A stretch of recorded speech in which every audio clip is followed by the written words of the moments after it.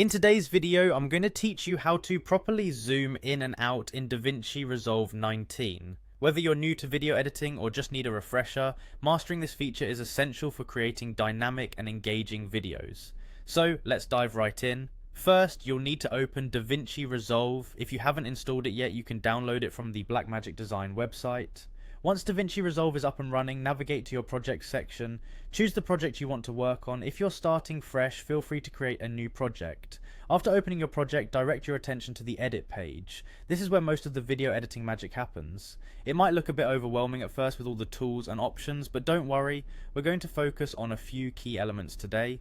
Once you're in the edit page, look for the inspector panel, which is usually on the right side of the interface. Here you will find a plethora of options to enhance and tweak your video. Today we're specifically going to focus on the cropping and transform tools. First, click on the cropping option. This allows you to adjust how much of your video's frame is visible. Cropping is incredibly useful if you need to remove any unwanted portions of your video or focus on a particular area. However, to achieve a zoom effect, we're more interested in the transform controls. Now move to the transform tab. This is where the magic of zooming in and out happens.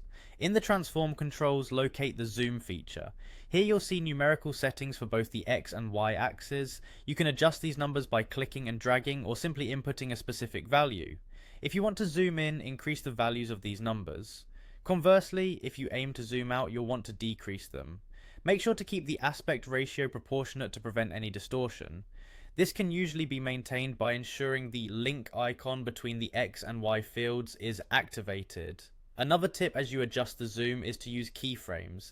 These allow you to create smooth transitions and give you the flexibility to decide when and how fast the zoom occurs throughout the video. Simply click on the diamond icon next to the zoom parameters to set keyframes at different timestamps, and there you have it.